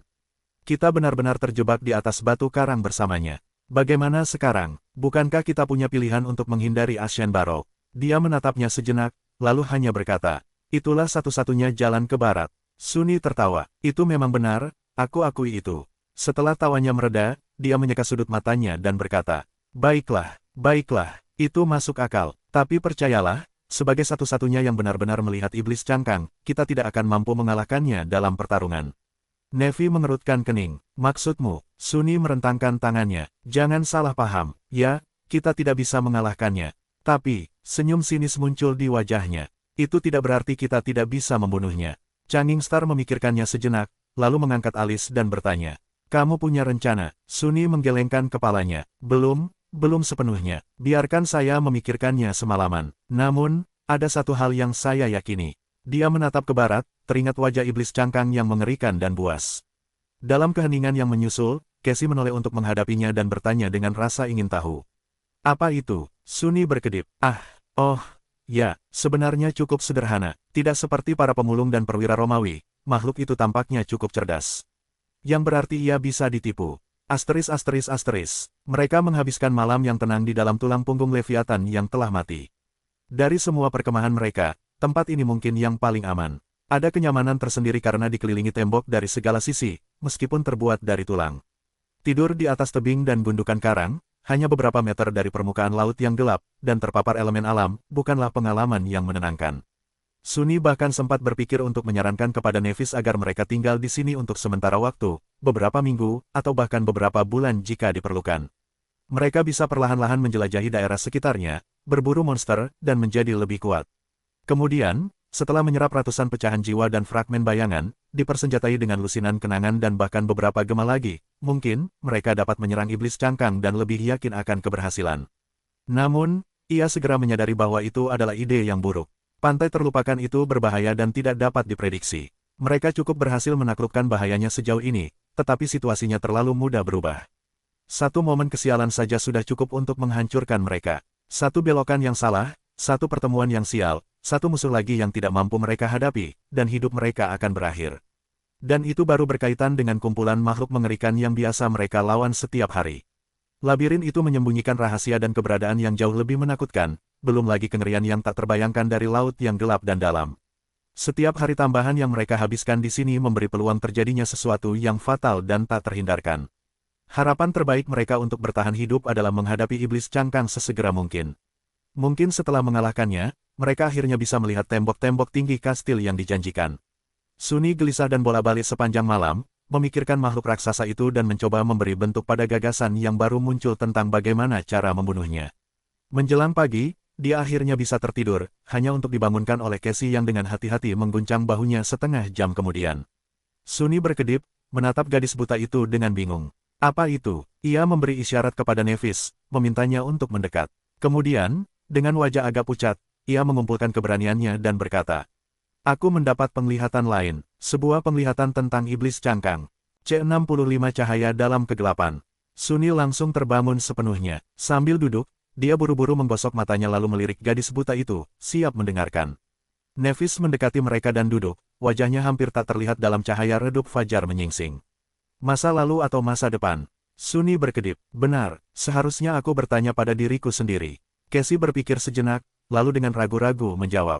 Masa lalu, kurasa, setelah jeda singkat, ekspresinya berubah menjadi ekspresi penuh keyakinan. Tidak, aku yakin. Changing Star sedikit memiringkan kepalanya. Bagus. Jadi, apa yang kamu lihat? Cassie menarik napas dalam-dalam dan terdiam selama beberapa detik, mengingat-ingat. Wajahnya sedikit memucat, tetapi kali ini, dia siap menghadapi ketakutannya. Aku melihat Ashen Barrow di tengah malam, diselimuti badai dahsyat. Angin membengkokkan cabang-cabang pohon besar itu, seolah ingin mematahkannya. Pulau itu diterangi oleh rentetan kilat yang menggelegar, dengan hujan turun dari langit seperti banjir. Dia berhenti sejenak, menarik napas, lalu melanjutkan. Iblis cangkang itu ada di sana, berdiri di tengah badai seperti benteng tak tergoyahkan yang terbuat dari baja mengkilap. Percikan listrik menari-nari di antara duri-duri pada zirah bajanya, tetapi iblis itu tidak memperhatikannya. Dia persis seperti yang digambarkan Sunny, sombong, jahat, dan menakutkan. Casey memejamkan matanya. Ketika aku menatap matanya, aku merasakan kekosongan dan kebusukan. Dia mengamati badai sampai mulai mereda. Angin melemah, hujan berhenti. Pohon besar itu berdiri tegak, sama megahnya seperti sebelumnya. Tapi kemudian, kilat terakhir menyambar dari langit dan menghantam tanah di sampingnya. Sunny mendengarkan ceritanya dengan penuh perhatian, berharap mendengar informasi yang bermanfaat. Jadi, makhluk mengerikan itu tidak takut petir. Sayang sekali, dengan cangkang logamnya, aku hampir tergoda untuk mencoba memancingnya keluar dari bawah pohon saat badai. Ternyata, itu tidak akan berhasil. Sementara itu, Casey siap untuk melanjutkan. Sambaran petir itu tidak mungkin melukai iblis cangkang, apalagi pohon ajaib itu. Namun, ketika menyambar tanah, petir itu membakar dedaunan yang menutupi permukaan gundukan abu. Tak lama kemudian, sebagian besar pulau itu dilalap api. Dalam kegelapan malam yang pekat, pulau itu bersinar seperti mercusuar. Sunny tersentak, teringat sesuatu. Saat mereka bertiga pertama kali bertemu di awal petualangan maut mereka melalui alam mimpi, para gadis menyebutkan bahwa cahaya yang dilihatnya dari patung ksatria raksasa beberapa malam sebelumnya memang dibuat oleh mereka. Namun, menyalakan api itu ternyata merupakan kesalahan besar. Di malam hari, sumber cahaya apapun bagaikan umpan bagi monster-monster di pantai terlupakan, termasuk makhluk-makhluk menakutkan yang bersembunyi di kedalaman laut yang gelap. Karena itulah, sejak saat itu, mereka berhati-hati untuk tidak pernah menyalakan api setelah matahari terbenam, lebih memilih untuk menahan kegelapan daripada menarik kengerian yang tidak dikenal dari bawah ombak. Setelah menduga apa yang terjadi selanjutnya dalam penglihatan Casey, dia menunggu gadis buta itu melanjutkan. Suaranya sedikit bergetar. Sebelum api padam, laut gelap bergelombang, dan sesuatu merayap keluar darinya, menutupi hampir seluruh lereng gundukan abu dengan tubuhnya. Itu tampak seperti gumpalan tulang dan daging busuk yang dihubungkan oleh rumput laut hitam, dengan ribuan mata mengerikan menatapku dengan lapar dari bawah, tentakel melingkar bergejolak saat ia mendorong dirinya ke arah pohon besar. Wajahnya sedikit memucat, hanya mengingat hal mengerikan itu saja membuat Casey merasa mual, tetapi dia mengertakkan giginya dan tidak berhenti berbicara. Itu adalah makhluk paling menjijikkan yang pernah kulihat. Namun, ia tampak lambat dan kikuk, seolah-olah berada di darat, di luar air hitam, melemahkannya. Iblis cangkang itu tanpa ragu menerkam makhluk itu, sama sekali mengabaikan fakta bahwa ukurannya setidaknya 10 kali lebih besar darinya. Seolah-olah ia benar-benar kehilangan akal sehatnya, marah karena gangguan di pulau itu. Tiba-tiba Nevi berbicara, bagaimana iblis itu bisa selamat? Gadis buta itu ragu-ragu. Aku tidak tahu. Aku tidak melihat pertempuran itu sendiri, hanya awal dan akhirnya. Saat fajar menyingsing, iblis cangkang merangkak kembali ke bawah naungan pohon besar. Dia terluka parah, beberapa kakinya hilang dan sabitnya tertutup retakan seperti jaring laba-laba. Api telah padam, dan tidak ada tanda-tanda makhluk laut itu dimanapun. Dia terdiam sejenak, lalu berkata dengan suara pelan. Luka yang paling mengerikan ada di dadanya. Zirah baja iblis itu retak dan terbelah, memperlihatkan jantung yang berdetak di dalamnya. Sungai-sungai darah biru mengalir dari luka itu, bercampur dengan pasir abu-abu. Iblis itu merangkak ke pangkal pohon dan meletakkan tubuhnya yang hancur di antara akarnya. Casey menghela napas. Hal terakhir yang kulihat adalah berlalunya waktu. Aku tidak tahu berapa lama waktu yang dibutuhkan, tetapi akhirnya, iblis cangkang itu mampu pulih dari luka-lukanya. Sabitnya pulih kembali, kakinya tumbuh lagi. Patah tulang di dadanya adalah yang terakhir sembuh. Namun, itu belum sembuh sepenuhnya. Tersembunyi dari pandangan, masih ada kelemahan di zirah bajanya. Baik Sunny maupun Nevis terdiam lama, berpikir. Changing Star adalah yang pertama memecah keheningan. Jadi, ternyata tidak sepenuhnya tak tertembus. Lalu dia menatap Sunny dan bertanya, bagaimana perkembangan rencanamu? Dia berkedip, melepaskan diri dari pusaran pikiran. Melirik teman-temannya, Sunny tersenyum. Lumayan baik, aku sudah punya firasat tentang bagaimana kita harus melanjutkan, tetapi visi Casey memberiku inspirasi tambahan. Nevi mengangkat alisnya. Benarkah begitu? Dia mengangguk percaya diri padanya. Ya, ini ide yang gila, tapi mungkin saja berhasil. Yah, mungkin saja. Bagaimanapun, ini akan berisiko. Dan kita harus melakukan beberapa persiapan. Baik Casey maupun Nevis menatapnya dengan penuh harap. Gadis buta itu bertanya dengan hati-hati. Jadi, apa rencanamu? Bagaimana kita akan menipu iblis itu? Suni menyilangkan tangannya. Ini tidak terlalu rumit. Sebenarnya, aku mendapat ide ini dari orang tua yang sering diceritakan Nev itu. Kita akan membangun. Dia terdiam sejenak, lalu berkata dengan senyum misterius. Seekor keledai Trojan. Namun, reaksi mereka bukanlah yang dia harapkan. Kedua gadis itu berkedip, lalu menatapnya dengan ekspresi yang rumit. Yah, Cassie tidak menatap karena dia buta, tetapi wajahnya persis sama dengan Changing Star. Aneh, petik 2 titik titik titik. Apa itu? Suni menggaruk bagian belakang kepalanya, agak malu, dan berdeham. Apa aku salah pakai kata? Kukira Odysseus itu membuat hewan dari kayu. Seekor, keledai. Nevis mengangkat tangannya dan meletakkannya di dahinya, sambil menutup matanya. Aneh, apakah dia sakit kepala? Kamu baik-baik saja. Dia menghela napas panjang, lalu berkata dengan nada datar. Seekor kuda, itu adalah seekor kuda, *****. Keesokan harinya, mereka kembali ke tempat pertempuran antara Legiun Cangkang dan monster kelabang. Beberapa hari sebelumnya, mereka telah memancing seorang perwira cangkang ke sini untuk menyergapnya, tetapi malah menyebabkan konfrontasi besar antara dua suku makhluk mimpi buruk. Bangkai beberapa monster masih ada di sana, sedikit terkubur di lumpur. Tentu saja, tidak ada daging yang tersisa di kerangka mereka. Lagi pula, penghuni labirin sebagian besar adalah pemakan bangkai. Namun, ketiga Sleepers itu tidak tertarik pada daging. Mereka datang untuk sesuatu yang lain. Berhenti di depan cangkang kosong sang Centurion, yang telah dibersihkan dari daging oleh beberapa binatang buas yang tidak dikenal, dia memandang cangkang hitam dan merah tua itu dengan puas. Nevis berjalan mendekat dan berdiri di sampingnya, dengan ekspresi yang sulit ditebak di wajahnya. Apakah ini yang kamu inginkan? Suni tersenyum. Ya, tepat sekali. Aku tahu tidak akan ada makhluk yang cukup gila untuk mengunyakitin itu, tapi, di tempat ini, kita tidak pernah tahu. Aku tidak yakin tentang kondisinya. Namun kondisinya baik, bahkan, itu, sempurna. C66 bagian pertama dari rencana. Menjelang senja, saat matahari perlahan terbenam di Cakrawala, sesosok makhluk aneh keluar dari reruntuhan labirin yang tak berwarna. Jika, berjalan, memang kata yang tepat. Dengan menyeret kakinya di pasir, makhluk itu entah bagaimana melayang maju tanpa menggerakkannya. Ia tampak seperti Centurion bercangkang, atau setidaknya sangat mirip. Semua bagian yang diperlukan sudah ada. Makhluk itu memiliki cangkang hitam dengan pola merah tua yang mengancam, tubuh humanoid, 8 kaki bersegmen, dan 2 lengan yang berujung pada sabit tulang yang menakutkan. Namun, semua bagian ini tampak tidak serasi dan aneh, seolah-olah disatukan oleh seorang pematung yang ceroboh. Selain itu, perwira itu bergerak seolah-olah sedang mabuk berat. Cangkangnya miring ke satu sisi, kadang-kadang bergesekan dengan pasir. Tubuhnya bergoyang maju mundur tanpa alasan yang jelas. Sabit-sabitnya tertancap aneh di belakang punggung makhluk itu, saling bersilang pada sudut yang tidak wajar. Pada suatu saat, salah satu dari mereka tiba-tiba jatuh ke tanah. Sang perwira berhenti dan ragu-ragu selama beberapa detik, seolah tidak yakin apa yang harus dilakukan. Kemudian ia meninggalkan lengan yang memegang sabit dan melanjutkan perjalanannya seolah tidak terjadi apa-apa.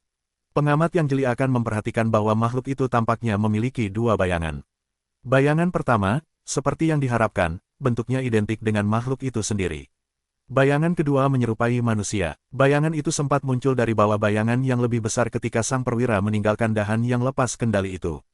Sosok bayangan manusia itu kemudian menepuk dahinya dan menggelengkan kepalanya dengan penuh penghinaan. Seluruh situasi itu benar-benar aneh. Namun, entah baik atau buruk, tidak ada seorang pun di sekitar yang memperhatikan makhluk aneh itu. Tanpa halangan, ia melintasi tanah tandus, bergerak menuju Ashen Barrow. Tak lama kemudian, ia hampir sampai di kaki bukit yang tinggi itu. Matahari terbenam semakin dekat. Perwira Romawi aneh itu terduduk di tanah di dasar gundukan abu dan berhenti bergerak sama sekali.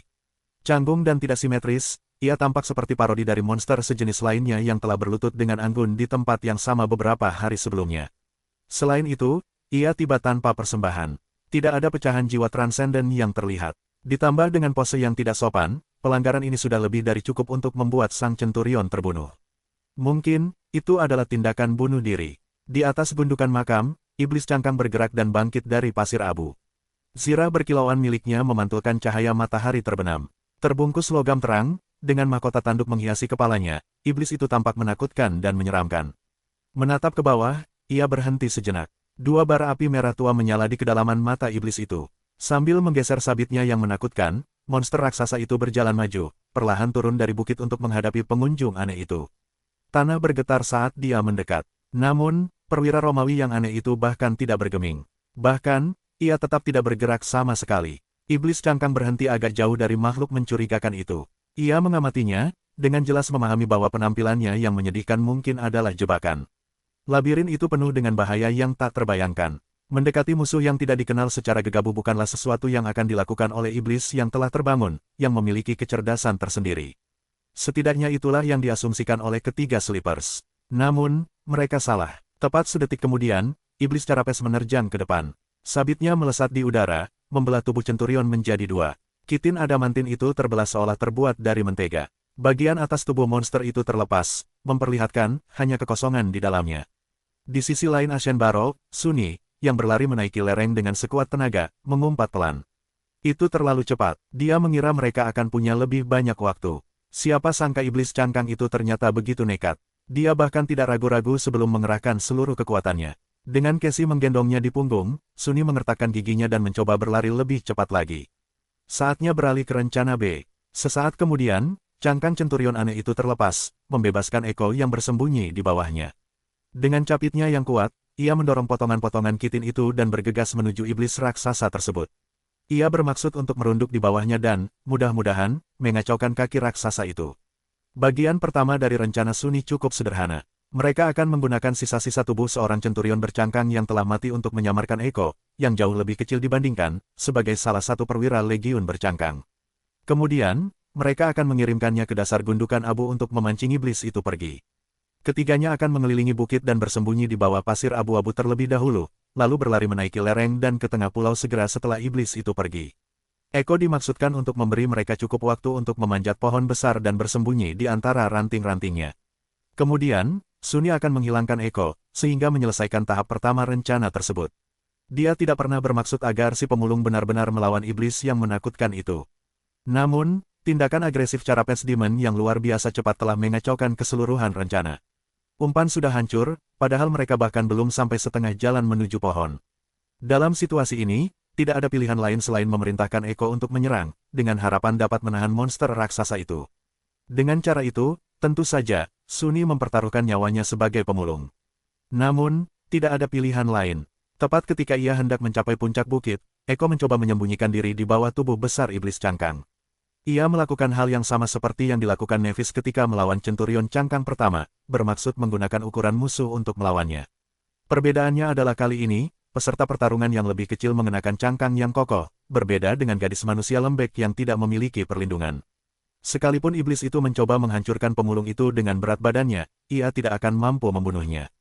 Namun, iblis itu juga memahaminya. Bergerak dengan kecepatan luar biasa, ia menggeser tubuhnya dan menyerang dengan capitnya. Hewan pemakan bangkai itu terlempar seperti serangga pengganggu, terbang di udara dan jatuh dengan keras ke tanah. Cangkangnya hampir retak. Berlari menuju pohon besar itu, Sunny meringis. Dia ingin mengabaikan Echo, tetapi tahu bahwa itu masih terlalu dini. Mereka membutuhkan lebih banyak waktu. Di depannya, Nevis sudah mendekati batang pohon hitam yang sangat besar itu. Tanpa membuang waktu, ia melepaskan ransel rumput laut dari punggungnya, meletakkannya dengan lembut di tanah, dan mulai memanjat, berpegangan pada celah-celah kulit kayu onyx. Sementara itu, Echo dengan gemetar bangkit berdiri. Cahaya yang membara menyala di matanya. Sambil mengeluarkan jeritan keras, ia mengatupkan capitnya di udara dan sekali lagi menyerbu ke arah iblis itu. "Ayo tangkap dia, sobat!" Sunny berteriak dalam hati, mendoakan keberuntungan bagi si pencari barang rongsokan itu dengan sepenuh hati. Makhluk yang lebih kecil itu dengan berani berlari ke arah raksasa baja tersebut, mengangkat capitnya untuk menyerang. Ia diikuti oleh dua bayangan, satu menyerupai binatang, yang lainnya menyerupai manusia. Sunny dengan cepat memperpendek jarak menuju pohon besar itu. Di bawah bukit, iblis cangkang dengan tenang melangkah menuju musuh yang menyerbu. Keempat lengannya bergerak serempak. Tiba-tiba, lengan si pemulung terputus. Tubuhnya dicengkeram oleh dua capit raksasa dan diangkat ke udara. Sunny bahkan tidak punya waktu untuk bereaksi. Sepersekian detik kemudian, iblis itu sedikit mengerahkan lengannya dan merobek Echo menjadi dua, memisahkan tubuhnya dari cangkangnya dan menghancurkan kedua bagian tersebut menjadi bubur berdarah. Di puncak bukit, Sunny tersandung. Suara yang familiar itu bergema seperti dentang lonceng di telinganya. "Echo Anda telah dihancurkan." C67 balapan melawan waktu. "Echo Anda telah dihancurkan." Sunny tersandung dan hampir jatuh.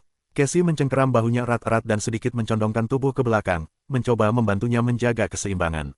Dengan dedaunan yang berterbangan dari bawah kakinya, Sunny entah bagaimana berhasil menahan diri tepat waktu. Tidak, kemarahan dan penyesalan menyelimuti pikirannya, tetapi sudah terlambat untuk berbuat apa-apa. Pemulung andalannya telah mati, tercabik-cabik oleh makhluk raksasa itu. Kemudahan dan kebrutalan yang digunakan iblis Carapes untuk memusnahkan binatang malang dan pemberani itu akan terasa menghina jika tidak begitu menakutkan. Ia hanya membutuhkan sepersekian detik. Gema itu telah lenyap. Sunni tidak hanya menyaksikan akhir tragisnya melalui mata bayangannya, tetapi ia juga merasakan hubungan halus di antara mereka menghilang. Di laut jiwanya, salah satu bola cahaya berkilauan dan menghilang, meninggalkan permukaan air yang sunyi sedikit lebih gelap. Ia telah kehilangan harta miliknya yang paling berharga. Namun, kepahitan yang dirasakan Sunni bukan hanya karena betapa bermanfaatnya Eko, atau berapa banyak uang yang bisa dihasilkannya di dunia nyata. Ia sebenarnya mulai menyukai pemulung tanpa akal itu. Ia besar, setia, dan dapat diandalkan. Bahkan, benda itu tampak memiliki kepribadian yang aneh, keras kepala, dan menjengkelkan. Dan sekarang ia telah mati. Sambil menggertakkan giginya, Sunni berlari seperti orang gila. Nanti akan ada waktu untuk meratapi kehilangan Eko yang setia. Saat ini, mereka memiliki masalah yang lebih besar. Sunni, apa yang terjadi? Bisikan Casey terdengar khawatir dan tegang. Dia pasti merasakan perubahan suasana hatinya melalui postur dan bahasa tubuhnya. Sejujurnya, Sunni tidak dalam kondisi untuk berbicara. Berlari menaiki bukit dengan kecepatan tinggi, dengan gadis buta di punggungnya, betapapun lembut dan ringannya gadis itu, adalah tugas yang berat baginya tanpa dukungan bayangan. Dia kesulitan bernapas, dan masih ada jarak yang cukup jauh ke pohon besar itu. Namun, Sunni harus menjawab, suaranya serak dan parau. Dia membunuh Eko. Saat itu, tak ada waktu lagi untuk berkata-kata. Karena keadaan semakin memburuk. Di dasar bukit, iblis cangkang berdiri di atas sisa-sisa tubuh pemulung yang termutilasi, memandanginya dengan jijik. Tetesan darah biru tua mengalir deras dari keempat anggota tubuh bagian atasnya. Tiba-tiba, mayat Eko mulai bersinar dengan cahaya lembut. Kemudian, ia berkilauan dan larut menjadi aliran percikan api kecil, yang kemudian jatuh ke tanah dan menghilang, tanpa meninggalkan jejak si pemakan bangkai yang besar itu. Bahkan darahnya disabit dan capit iblis itu pun hilang. Lagi pula, Eko hanyalah manifestasi dari makhluk mimpi buruk yang telah terbunuh dan bukan makhluk yang sebenarnya. Ia muncul dari ketiadaan dan kini kembali ke keadaan ketiadaan. Namun, iblis cangkang itu tidak memperhatikan pertunjukan cahaya yang tak terduga tersebut. Sebaliknya, dia menatap satu titik tertentu di tanah. Di sana, bayangan manusia yang kesepian membeku dalam kebingungan, tidak yakin apa yang harus dilakukan. Dengan hilangnya tubuh sang gema, dan akibatnya, bayangannya yang luas, bayangan itu langsung terungkap dan tidak punya tempat lain untuk bersembunyi. Omong kosong, setan itu memiringkan kepalanya, lalu bergerak secepat kilat dan menusuk bayangan itu dengan sabit. Sunni tersentak, siap merasakan rasa sakit yang menyilaukan. Namun tidak terjadi apa-apa. Bayangan itu, yang tadinya mengangkat tangan karena ketakutan, menatap ke bawah pada bilah besar yang menancap di dadanya dan menggaruk kepalanya. Semuanya baik-baik saja. Tentu saja, itu hanyalah bayangan. Seseorang harus memiliki tubuh agar rentan terhadap serangan seperti itu. Baiklah, apalagi yang kupikir akan terjadi. Sementara itu, iblis itu menatap bayangan yang acuh tak acuh tersebut. Cahaya merah menyala yang mengancam di matanya semakin terang. Sunni semakin mendekat ke batang pohon, sementara itu didorong oleh adrenalin. Jika tidak, dia mungkin sudah pingsan karena kelelahan. Hanya, sedikit, lagi. Mereka punya peluang besar untuk berhasil. Bayangan itu hanya perlu mengalihkan perhatian monster raksasa itu untuk sementara waktu. Namun, sepertinya keberuntungan tidak berpihak padanya hari ini. Di bawah, iblis cangkang mengambil kembali sabitnya. Namun, alih-alih menyerang bayangan manusia itu lagi, ia tiba-tiba berbalik dan menatap tajam ke puncak gundukan abu, tempat pohon raksasa berdiri dengan segala keindahannya yang megah. Si bajingan itu ternyata pintar juga. Sialan semuanya. Mengabaikan bayangan itu, raksasa itu menerjang ke depan, bergegas kembali mendaki lereng bukit yang tinggi. Ia bergerak dengan kecepatan yang menakutkan, menempuh jarak belasan meter setiap detiknya. Kembali ke sini, teriak Sunni kepada bayangannya sendiri saat ia mendekati batang pohon. Sambil membantu Casey turun dari punggungnya, Sunni mengambil ransel yang ditinggalkan Nevis dan menyerahkannya kepada gadis buta itu. Lakukan itu dengan lembut. Casey mengangguk, menyadari betul isi ransel itu, dan dengan hati-hati menggantungkannya di bahunya. Saat itu, Changing Star telah mencapai cabang terendah dari pohon besar itu. Tanpa membuang waktu, dia bergerak ke tempat di atas teman-temannya, memanggil tali emas dan melemparkan salah satu ujungnya ke bawah. Setelah menangkap tali tersebut, Sunni dengan cepat membuat simpul dan menyerahkannya kepada Casey. Kamu naik duluan. Gadis buta itu ragu sejenak, lalu menerimanya. Tepat ketika dia hendak memasukkan kakinya ke dalam lingkaran, Sunni tiba-tiba menghentikannya. Tunggu, panggil stafmu. Tongkat kayu yang digunakan Casey untuk berjalan sebenarnya adalah benda magis yang mampu memanggil angin kencang. Dalam perjalanan mereka jarang membutuhkannya. Tapi sekarang, benda itu bisa berguna. Terkejut dan tidak yakin akan alasannya, dia tetap melakukan apa yang diminta, memanggil ingatan dari laut jiwanya. Tongkat kayu itu muncul di tangannya. Sunny memeluk gadis buta itu dengan lembut dari belakang dan memutar tubuhnya, mengarahkan tangan yang memegang tongkat ke arah yang diperlukan. Kemudian, dia berkata, "Sekarang panggil angin." Sesaat kemudian, angin kencang menerpa mereka, menerbangkan dedaunan yang gugur dan pasir abu ke udara. Seketika itu juga, sebagian besar permukaan pulau itu menjadi gundul. Lebih banyak pasir terungkap di bawahnya. Sementara itu, bayangan itu berpacu melawan iblis cangkang. Makhluk raksasa itu sudah berada di tengah perjalanan mendaki bukit, bergerak dengan kecepatan kereta api yang melaju kencang. Namun, bayangan yang lincah itu bahkan lebih cepat. Ia telah menyalip raksasa itu dan sekarang terbang ke depan, bergegas kembali kepada tuannya. "Bagus, sekarang pergilah." Sunny membantu Casey memasukkan kakinya ke dalam lingkaran dan mundur, memperhatikan saat Nevis menarik tali ke atas. Dia melakukannya secepat mungkin, yang sangat cepat menurut standar manusia. Namun, apakah itu cukup cepat? Sambil berkeringat, dia menghitung detik demi detik dan menunggu. Hidupnya kini bergantung pada apakah tali itu akan kembali sebelum iblis itu tiba. Setiap momen terasa seperti keabadian. Dia sudah bisa mendengar suara dari kejauhan, namun dengan cepat mendekat, dari 8 kaki iblis carapes yang menjulang tinggi menghentakkan kakinya dengan ganas di atas pasir. Akhirnya, Casey berada di ketinggian cabang-cabang bawah pohon raksasa itu. Nevis membantunya keluar dari lingkaran tali dan berdiri di permukaan cabang yang lebar, lalu melemparkan tali itu ke bawah lagi. Setan itu mendekati pohon, masih tersembunyi dari pandangan oleh batangnya yang besar. Bayangan itu menyelinap di bawah kaki Sunny dan melilit tubuhnya. Setelah meraih tali, Sunny praktis terbang ke atas, memanjat dengan kecepatan luar biasa yang dipicu adrenalin. Mendarat di dahan di samping gadis-gadis itu, dia dengan cepat berbalik dan mencoba menarik tali ke atas. Monster itu tidak bisa memperhatikan kilauan emasnya, jika tidak, semuanya akan sia-sia. Namun, waktu yang tersisa kurang dari 1 detik. Oh tidak, pikir Sunny, jantungnya berdebar kencang. Namun kemudian Nevi begitu saja mengabaikan ingatan itu, membuat tali emas tersebut lenyap begitu saja. Ketiganya berjongkok, bersembunyi dari pandangan, dan menahan napas. Sesaat kemudian, gumpalan duri dan logam mengkilap yang mengerikan muncul di bawah mereka. Iblis cangkang tiba-tiba berhenti, menatap sekeliling dengan mata merah menyalanya. Capitnya berbunyi klik, seolah haus untuk mencabik-cabik daging. Sabit-sabit yang menakutkan itu terangkat ke udara, siap untuk menebas dan memotong. Namun, tidak ada apapun yang bisa dibunuh di bawah pohon besar itu. Setan itu berlama-lama, melihat ke kanan dan ke kiri. Kemudian dia mengangkat kepalanya dan melihat ke atas. Untungnya, cabang tempat ketiga pengantuk itu bersembunyi sangat lebar, lebih dari cukup untuk menyembunyikan mereka dari pandangannya. Mereka tetap tak bergerak dan diam, takut mengeluarkan suara sekecil apapun. Setelah beberapa saat, raksasa itu akhirnya menundukkan pandangannya dan dengan hati-hati mengamati tanah, mencari jejak kemungkinan penyusup. Namun, tanah di sana bersih dan kosong, semua jejak mereka telah dihapus oleh Sunny dengan bantuan tongkat Casey sebelumnya.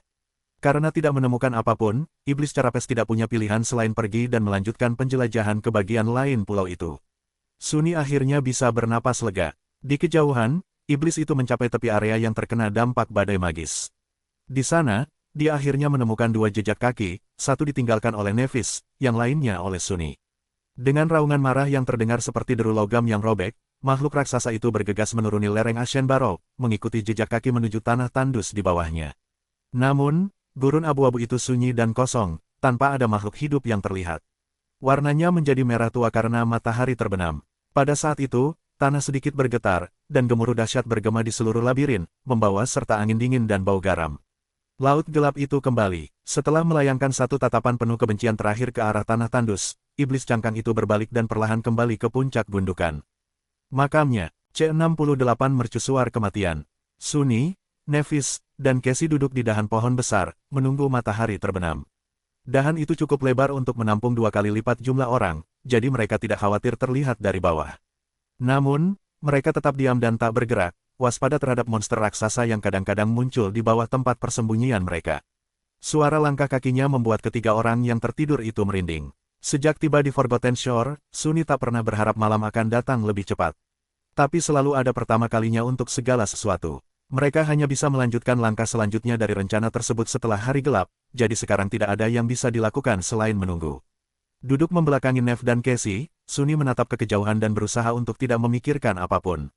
Terus-menerus memikirkan kesalahan masa lalu dan risiko masa depan hanya akan melemahkan tekadnya. Dan tekadnya pun sudah menipis. Mengalami kemunduran di awal rencana benar-benar membuat Sunny kehilangan fokus. Dia masih belum bisa pulih dari kehilangan Eko yang berharga secara tiba-tiba. Tentu saja, dia sudah tahu sebelumnya bahwa banyak hal bisa salah, bahkan, dia sudah memperingatkan para gadis bahwa ada terlalu banyak elemen yang tidak terduga, sehingga mustahil untuk memprediksi peluang keberhasilan mereka secara akurat. Namun demikian, dia tidak menyangka akan kehilangan anggota terkuat dari kelompok mereka di awal sekali.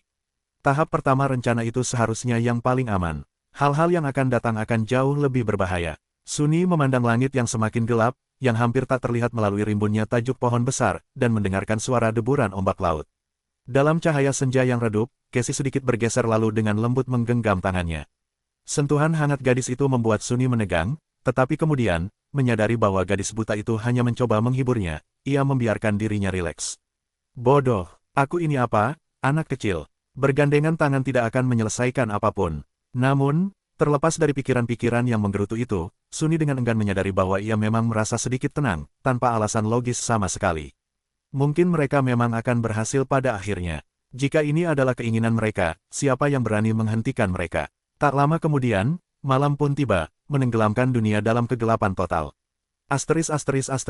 Gundukan abu telah menjadi sebuah pulau di tengah kehampaan hitam yang bergelombang di laut gelap. Ranting-ranting pohon besar itu bergoyang lembut dalam kegelapan, daun-daun merah cerahnya kini tak dapat dibedakan dari permukaan kayu yang seperti obsidian. Daun-daun itu berbisik dan berdesir, menciptakan melodi yang menenangkan di tengah gumaman ombak yang mengancam. Sunny menghela napas, menyadari bahwa saat yang menentukan akan segera tiba. Dia yakin dengan rencananya, sejauh mungkin untuk yakin akan sesuatu di tempat terkutuk ini. Tetapi dia juga tahu semua risiko dan semua hal yang bisa salah. Pada akhirnya, mereka masih melempar koin, berharap jatuhnya koin itu tidak akan menjadi malapetaka bagi mereka. Ia merasakan posisi Neve berubah. Neve menoleh dan melirik ke arahnya, dengan ekspresi tenang di wajahnya. Hari ini, kemampuannya yang tak dapat dijelaskan untuk tetap tenang dalam situasi apapun, betapapun gentingnya, sangat membuat frustrasi. Meskipun Changing Star tidak dapat melihat apapun dalam kegelapan pekat kekosongan tanpa bintang, dia tahu bahwa pria itu akan memperhatikan tatapan bertanya-tanyanya. Sunny memejamkan matanya, lalu membukanya kembali dan menghembuskan napas perlahan. Mari kita mulai. Ketiganya bergerak, melakukan serangkaian gerakan yang telah dilatih. Casey dengan hati-hati bergeser ke samping, memberi Sunny dan Nevis ruang untuk melakukan apa yang perlu dilakukan. Sunny dengan lembut meletakkan ransel rumput laut di antara dirinya dan Neve, lalu membukanya. Gerakannya lambat dan hati-hati. Di dalam ransel, terdapat dua wadah tanah liat besar yang dikelilingi oleh beberapa lapisan serat rumput laut yang lembut. Guci-guci ini dibuat sendiri oleh Sunny, dan karena itu tidak terlalu kokoh. Lagi pula, dia bukanlah seorang pengrajin, semua pengetahuannya tentang tembikar diperoleh hanya dalam satu hari mendengarkan omelan guru Julius tentang pentingnya tanah liat dalam perkembangan peradaban manusia. Namun setidaknya, dia masih mengingat hal-hal mendasar. Di dalam toples, semua minyak yang mereka kumpulkan dari monster kelabang berceceran, membuat detak jantung Sunny tidak stabil. Seekor monster kelabang memiliki dua kantung di tubuhnya, masing-masing berisi zat berminyak yang berbeda. Ketika dicampur, zat-zat ini menghasilkan minyak yang sangat korosif dan mematikan yang dapat melubangi cangkang pemakan bangkai dalam hitungan detik. Selain itu, bahan tersebut juga sangat mudah terbakar. Guci-guci itu berisi dua komponen minyak kelabang. Jika guci-guci itu pecah selama perjalanan menuju pohon besar, sehingga komponen-komponennya bercampur, ada alasan mengapa ransel itu dipercayakan kepada Nevis sementara Sunny menggendong Casey meskipun daya tahan fisiknya lebih rendah. Minyak kelabang adalah inti dari rencananya. Setelah meletakkan guci-guci tanah liat di dahan, Sunny mengeluarkan satu barang terakhir dari ranselnya. Itu adalah obor darurat yang terbuat dari tulang dan, lebih banyak rumput laut. Secara tradisional, obor seharusnya terbuat dari kayu, tetapi di pantai terlarang, tulang jauh lebih mudah ditemukan daripada ranting. Dalam kegelapan, ia menemukan tangan Neve yang dingin, menggenggamnya, lalu meletakkan obor di telapak tangannya yang terbuka. Pada saat itu, Sunny tak kuasa mengingat kembali saat-saat lain ketika tangan Changing Star menyentuh tubuhnya.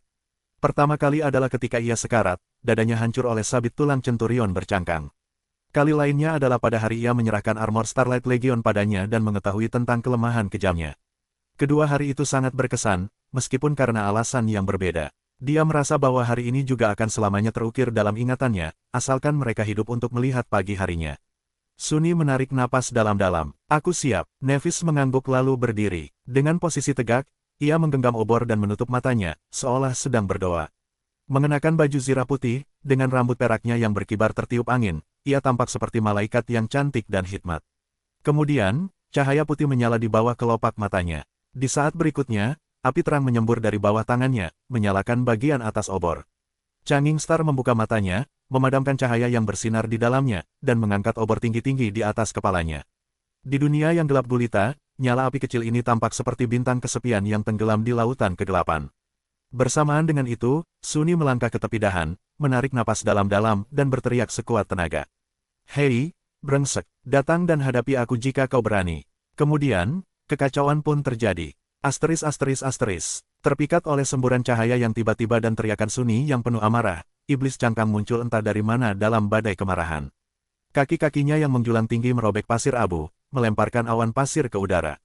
Dua mata merah menyala segera tertuju pada manusia yang berteriak itu, mengirimkan getaran gugup ke seluruh kaki Sunny. "Ya, tepat di sini, kau tumpukan besi tua.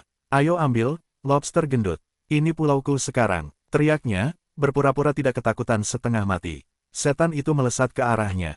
Makhluk raksasa ini setinggi rumah, tetapi masih belum cukup tinggi untuk mencapai dahan pohon besar itu dengan sabitnya. Jadi, untuk saat ini, Sunny masih aman. Dia cukup yakin bahwa ini tidak akan berlangsung lama, tetapi waktu itu cukup untuk mewujudkan rencana tersebut. Jika dia tidak meleset, tepat ketika iblis cangkang hendak muncul tepat di bawah cabang tempat Sunny berdiri, dia menarik napas dalam-dalam, membidik, dan melemparkan kedua guci itu ke bawah. Makhluk itu bereaksi dengan kecepatan kilat, membelah kedua guci menjadi beberapa bagian dengan sabitnya yang mengerikan. Namun, itu sia-sia, cairan berminyak di dalamnya masih menghujani cangkangnya seperti air terjun, diikuti oleh serpihan tanah liat yang berhamburan. Malahan, hal itu hanya memperbesar area benturan, menutupi sebagian besar cangkang logam iblis itu dengan lapisan cairan. Kedua komponen itu bercampur, menghasilkan minyak korosif yang mematikan, yang kemudian membakar lapisan pelindung yang berkilauan. Sunny menahan napas. Namun, minyak monster kelabang, yang mampu menghancurkan kitin yang tak bisa dihancurkan baik milik para pemulung maupun para centurion, ternyata sama sekali tidak efektif melawan paduan logam aneh yang melapisi tubuh iblis cangkang. Bahkan tidak meninggalkan goresan sedikit pun. Wajah Sunny memerah. Itu, Nevis muncul diam-diam di sisinya, mengangkat satu lengan. Persis seperti yang saya duga. Untungnya, Sunny pada awalnya tidak terlalu memperhitungkan sifat korosif minyak tersebut. Dia membutuhkan minyak itu karena kualitasnya yang lain. Sifatnya yang mudah terbakar, dipandu oleh suara keras yang dihasilkan oleh monster raksasa itu, Nevis bergerak dan melemparkan obor ke bawah dengan ayunan lengannya yang kuat. Berputar, obor itu melesat di udara seperti meteor dan mendarat tepat di tengah cangkang iblis itu.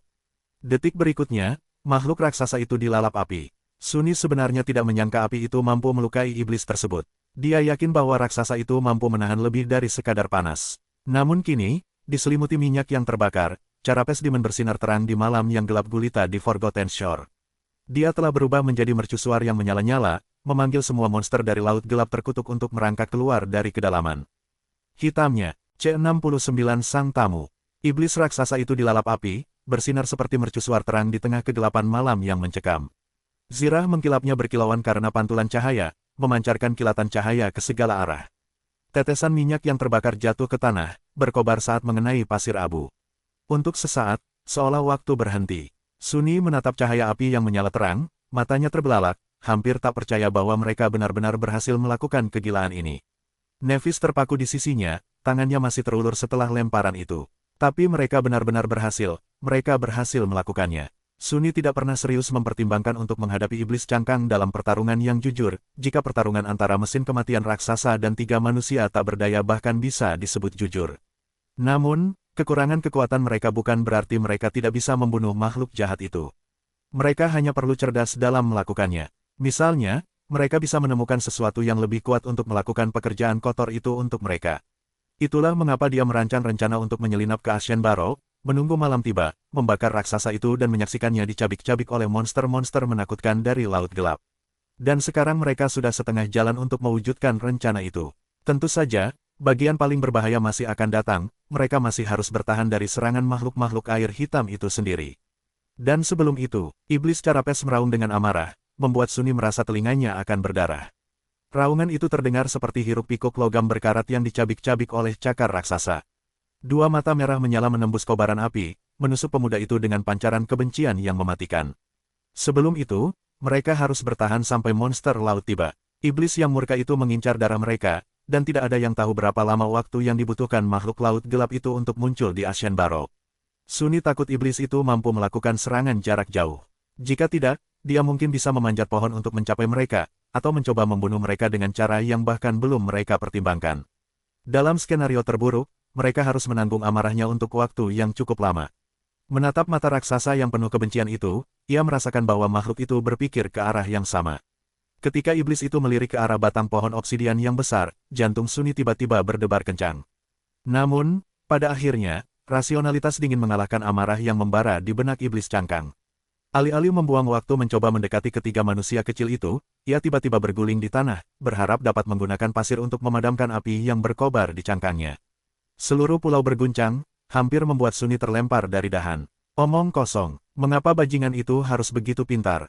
Untuk sesaat, Sunni membayangkan bahwa iblis itu benar-benar akan berhasil memadamkan api sebelum penghuni kedalaman menyadarinya. Namun, dia tidak perlu khawatir. Tiba-tiba, Nevis menoleh ke permukaan laut yang gelap. Wajahnya sedikit memucat. Sunni terlambat bereaksi sedetik, tetapi hampir seketika, dia pun merasakan perubahan aneh di dunia sekitar mereka. Sulit untuk menggambarkannya dengan kata-kata. Gemerisik dedaunan merah tiba-tiba terasa lebih tenang, suara ombak yang menghantam pantai pulau abu-abu itu terdengar lebih keras.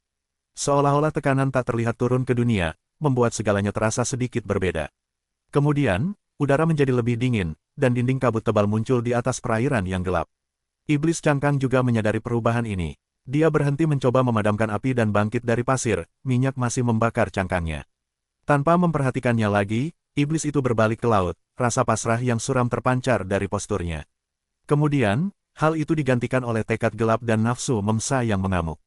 Kabut itu perlahan bergerak, merayap ke pulau itu. Sunni merasakan merinding di punggungnya, menyadari bahwa kabut itu bergerak melawan arah angin. Suara ombak ini teredam dan berubah, hampir tak terasa perbedaannya. Dan di sana, di tengah kabut, sesuatu bergerak.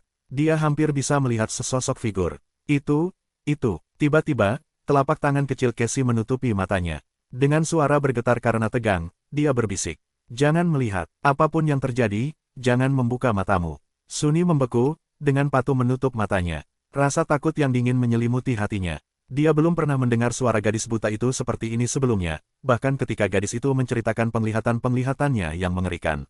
Cassie perlahan menarik tangannya. Karena matanya buta, dia hanya bisa mengandalkan pendengarannya. Setidaknya itulah yang dia pikirkan sampai kabut dingin menyentuh kulitnya. Kemudian, dalam keheningan yang teredam, dia mendengar suara Cassie lagi. Hanya saja kali ini, suara itu terdistorsi dan datang dari arah yang salah.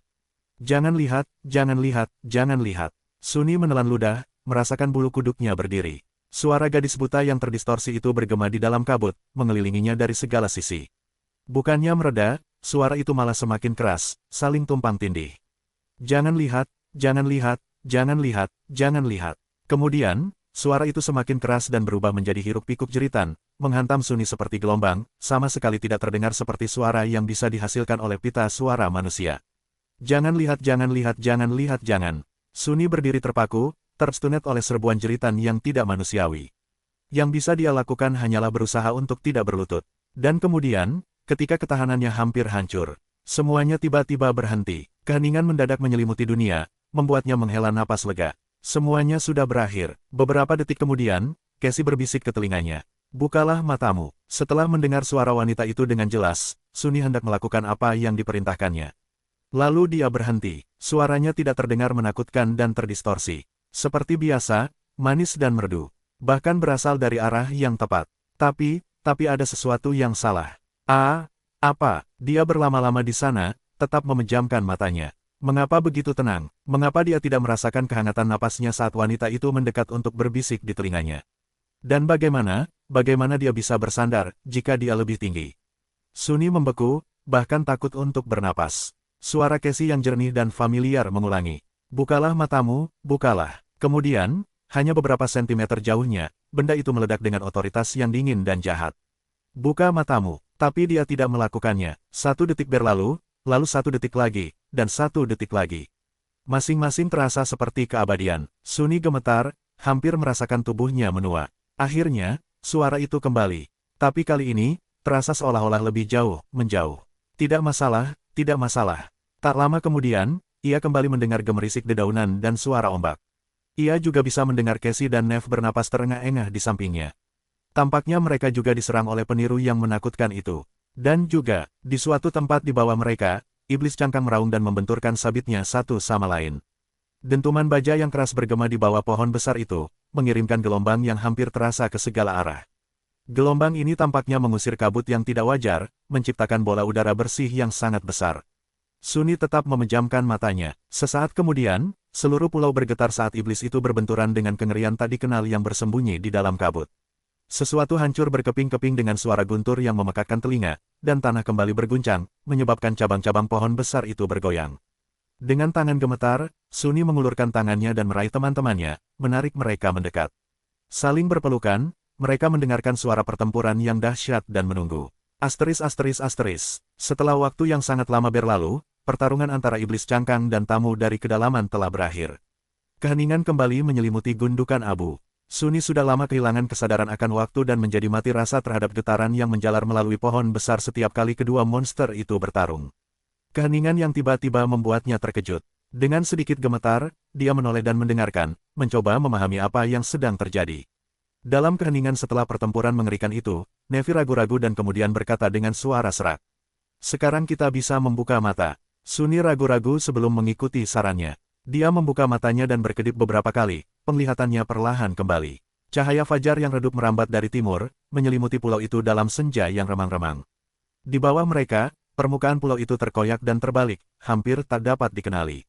Seolah-olah Ashen Barrow dihantam oleh beberapa rentetan tembakan artileri berat. Dan di permukaan itu, brengsek, iblis cangkang itu perlahan terlatih-tatih kembali dari tepi pulau, meninggalkan jejak darah biru di belakangnya. Ia terluka parah dan dalam kondisi mengerikan, dengan beberapa anggota tubuh hilang dan jaringan retakan seperti jaring laba-laba menutupi cangkangnya yang dulunya sempurna. Dua lengannya hilang, menyisakan satu sabit dan satu capit. Sebagian besar kaki belakangnya patah atau terputus, memaksa raksasa itu berjalan dengan langkah aneh dan tidak stabil. Namun, dia masih hidup. Lebih dari itu, tidak satu pun lempengan pelindung yang menutupi organ vitalnya mengalami kerusakan serius, cangkang logamnya masih kuat dan tak tertembus. Sunni mengepalkan tinjunya dan melirik Nev, dengan ekspresi muram di wajahnya. Apa yang harus kita lakukan? Changing Star menunduk, ada kilatan dingin di mata abu-abunya yang tenang. Sambil merentangkan tangannya ke samping, dia memanggil pedangnya dan berkata, habisi dia, C70 penghakiman pedang. Sunni menatap iblis yang terluka itu, dengan ekspresi tekad yang kuat di wajahnya. Pada titik ini, tidak ada alasan untuk berdebat. Mereka tidak punya pilihan lain selain menghadapi penjaga pulau itu sendiri. Lagi pula, semua trik Sunni sudah habis, pada akhirnya, nasib mereka tetap akan ditentukan oleh pedang tajam. Seseorang akan terbunuh, dan seseorang akan menjadi pembunuhnya. Bagaimana kita akan menghadapi baju sirahnya? Nevis menimbang pedang di tangannya dan melirik ke bawah. Aku akan menembus sirah itu. Bisakah kau membuat celah? Sunni mengangguk, tidak membuang waktu untuk pertanyaan yang tidak perlu. Jika Changing Star yakin akan kemampuannya untuk menembus cangkang iblis itu, dia tidak punya alasan untuk meragukannya. Menciptakan celah, itu tidak akan mudah. Meskipun monster itu menderita luka parah, dia masih merupakan kekuatan yang harus diperhitungkan. Ukurannya saja akan menimbulkan kesulitan. Mereka harus membuat raksasa itu bertekuk lutut sebelum berpikir untuk melakukan serangan yang efektif. Dan dia juga tidak akan tinggal diam menghadapi serangan mereka. Tapi apa lagi yang bisa dilakukan? Saat Nevis sedang mengikat tali emas ke dahan, Sunni berjalan menghampiri Cassie dan meremas bahunya dengan lembut. Dia mencoba memaksakan senyum. Jadi, iblis cangkang itu masih hidup. Meskipun perasaan berat, dingin, dan gelap mencengkeram hatinya, Sunni berusaha membuat suaranya terdengar rileks dan riang. Ya, tapi nyaris saja. Jangan terlalu khawatir, semuanya akan segera berakhir. Bagaimanapun juga, tambahnya dalam hati. Senyum Cassie memudar. Dia jelas tidak yakin dengan upaya canggung pria itu untuk menenangkannya. Sunni ragu-ragu. Hei, pernahkah kau makan daging iblis? Gadis buta itu jelas terkejut dengan pertanyaannya. Apa? Tidak. Sunni tersenyum lebar. Bagaimana kalau kita masak steak iblis? Aku jago masak, perlu kau tahu. Kurasa begitu. Nev agak memonopoli persiapan makanan, jadi aku tidak punya kesempatan untuk mempraktikkan semua pengetahuan dari kursus bertahan hidup di alam liar. Guru Julius memang telah menghabiskan banyak waktu mengajarinya cara memasak segala macam hal yang tampaknya tidak bisa dimakan, serta daging dari berbagai macam makhluk mimpi buruk, sebagai persiapan untuk perjalanannya ke alam mimpi. Di sana, rasa lapar sama berbahayanya dengan monster yang paling ganas sekalipun. Begitu kita mendapatkan daging iblis, aku akan membuatkanmu steak. Ini akan menjadi steak iblis paling lezat yang pernah kau makan, aku janji. Akhirnya, senyum tulus muncul di wajah Cassie. Dia mengangguk sopan kepadanya. Baiklah, itu janji. Sementara itu, Nevis sudah selesai dengan tali itu. Dia melemparkannya tanpa ragu dan meliriknya. Apakah kamu siap? Suni menghela napas dan menutup matanya sejenak, merasakan kekuatan tubuhnya meningkat berkat bayangan itu. Ya, mari kita lakukan ini. Asteris. Begitu kaki mereka menyentuh tanah, Suni merasakan tatapan tajam menusuk dadanya. Mendongak, dia melihat iblis cangkang yang lumpuh itu menatap lurus ke arahnya, kilatan gelap bersinar di satu matanya yang tersisa. Yang satunya lagi telah hilang, hanya menyisakan celah hitam berdarah. Dari jarak ini, kerusakan yang diderita tubuh iblis itu tampak lebih parah. Cangkangnya retak di beberapa tempat dan dipenuhi retakan, masing-masing mengeluarkan darah biru. Sayangnya, tidak ada retakan yang berada di dekat organ vital. Tanduknya hancur, begitu pula salah satu kaki depannya, selain beberapa kaki belakang yang patah atau terlepas sepenuhnya. Sisa kedua lengannya yang terputus ditekan erat ke tubuhnya untuk menghentikan pendarahan hebat. Dua lengan lainnya menjuntai ke tanah, hampir menyentuh pasir abu-abu. Monster raksasa itu tampak babak belur dan kelelahan. Namun, ia tetap menakutkan, bahkan mungkin lebih menakutkan dari sebelumnya. Karena, meskipun terluka parah, tatapannya tetap tegas dan penuh dengan kecerdasan jahat.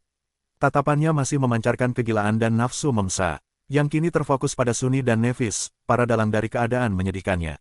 Sinar pertama matahari terbit menyinari duri-duri yang menutupi cangkang iblis yang dulunya berkilauan, mewarnainya dengan nuansa merah menyala. Suni memanggil pedang Azure dan melirik Nevis. Hati-hati, dia sangat cepat. Dialah satu-satunya yang pernah melihat makhluk mengerikan itu beraksi. Karena itu, hanya dialah yang tahu betapa berbahayanya iblis itu sebenarnya. Nevis mengangguk, tanpa mengalihkan pandangannya dari musuh, dan melangkah maju.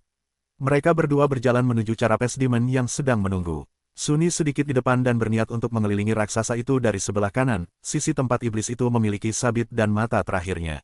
Changing Star berada satu atau dua langkah di belakangnya, berniat untuk mengepung makhluk itu dari sebelah kiri, sisi tempat lengan capitnya perlahan terangkat ke udara. Dalam pertempuran ini, peran Suni adalah untuk menahan sebagian besar serangan musuh, membiarkan rekannya memberikan pukulan mematikan ketika saatnya tepat. Melalui pemahaman diam-diam yang telah mereka kembangkan setelah selamat dari puluhan situasi hidup dan mati, keduanya mampu bekerja sama tanpa mengucapkan sepatah kata pun, bertarung hampir sebagai satu kesatuan. Inilah keunggulan utama mereka. Saat mereka semakin mendekat, Suni merasakan sedikit perubahan pada postur iblis itu. Seketika itu juga, dia tahu bahwa malapetaka akan segera terjadi. Dia telah memperingatkan Nevis tentang kecepatan musuh mereka, tetapi dia juga harus menghadapinya sendiri. Suni tahu bahwa dia jauh lebih lambat daripada makhluk raksasa itu, tetapi dia tetap harus menemukan cara untuk menghindari sabit besar dan menakutkan itu. Itu tidak seburuk yang terlihat. Kecepatan bukanlah segalanya dalam pertarungan. Ambil contoh, pertarungan latihan Changing Star melawan keturunan klan Han Li yang sombong. Caster memiliki kemampuan aspek yang membuatnya 10 kali lebih cepat daripada gadis berambut perak itu, setidaknya. Namun, pada akhirnya, dia hanya menang dengan selisih yang sangat tipis. Nevis hampir menghancurkan wajahnya dengan serangan siku yang tak terduga. Dia mampu mengejutkan Caster bukan karena reaksinya yang cepat, dengan perbedaan kecepatan yang begitu besar, reaksi secepat apapun tidak akan membantunya. Sebaliknya, dia mampu memprediksi dan memanipulasi serangan lawan, memulai serangan bahkan sebelum Caster sendiri menyadari bahwa dia akan berada di jalur sikunya. Dia memegang kendali medan perang. Dan sekarang, mereka harus mengulangi prestasi itu melawan iblis kuno dari pantai terlupakan. Untungnya, keunggulan kecepatannya tidak separah Caster. Hampir bersamaan, Suni dan Nevis menerjang ke depan, menyerang raksasa itu dari sisi yang berbeda. Raksasa itu juga bergerak, siap untuk mencabik-cabik mereka. Baik capit maupun sabitnya terangkat ke udara. Suni berlari secepat yang dia bisa, pedang Azure terentang di belakangnya. Api tekad yang dingin memeransau di hatinya. Dia siap hidup atau mati demi pedangnya. Namun, di saat berikutnya, kakinya tampak tergelincir di pasir, dan saat matanya terbuka lebar, Suni tersandung. Tak menyia-nyiakan kesempatan, iblis Carapes menyerang. Sabit mengerikan itu melesat di udara, mengincar untuk membelah manusia tak berdaya itu menjadi dua. Namun, bola itu hanya mengenai pasir. Suni, yang berpura-pura kehilangan keseimbangan untuk memancing serangan iblis, dengan mudah menghindari pedang mematikan itu dengan melompat ke samping pada detik terakhir. Dia belum mencapai level di mana dia bisa memprediksi setiap gerakan musuh. Sebaliknya, memanipulasi musuh agar melakukan serangan yang dapat diprediksi jauh lebih mudah. Lagi pula, tipu daya dan manipulasi adalah keahliannya. Setelah terbebas sementara dari ancaman sabit, Suni berlari menuju kaki iblis itu. Pada saat yang sama, Nevis berhasil menghindari kepungan besar itu dan juga mendekati mereka. Mereka mencapai tujuan mereka hampir bersamaan, satu dari kanan, yang lain dari kiri. Suni mengayunkan pedang Azure, merasakan pedang itu mengenai baju zirah yang dipoles dan terpantul kembali tanpa meninggalkan goresan sedikitpun. Rasa sakit yang tumpul menjalar di kedua tangannya. Di sisi lain tubuh raksasa itu, Nevis meraih lebih banyak keberhasilan. Dia menyerang kaki depan monster yang sudah terluka, mengiris dalam-dalam dagingnya melalui celah lebar di pelat logam. Rusak parah, kaki itu tidak mampu lagi menopang berat makhluk raksasa tersebut. Kaki itu patah, membuat iblis itu terhuyung-huyung. Pada titik ini, seorang pemulung atau seorang perwira Romawi pasti akan kehilangan keseimbangan dan jatuh ke tanah. Namun, iblis cangkang terlalu cerdas dan berpengalaman. Ia mengimbangi kehilangan satu kaki lainnya dengan menggeser berat badannya ke sisi yang berlawanan dan menancapkan sabitnya ke tanah agar tetap stabil. Brengsek, Suni sangat berharap bajingan itu akan jatuh. Karena jika demikian, dia tidak perlu melakukan apa yang akan dia lakukan selanjutnya. Namun kini tak ada pilihan lain. Sambil mengumpat dalam hati, Suni sejenak mendongak menatap tubuh besar iblis raksasa itu. Hanya Tuhan yang tahu berapa berat makhluk itu. Lalu, dia menahan napas dan menunduk tepat di bawah perut baja iblis cangkang. Itu. Hidup ini bukan untuk yang lemah. Setiap bayangan adalah pertarungan. Dan aku tidak akan pernah menyerah.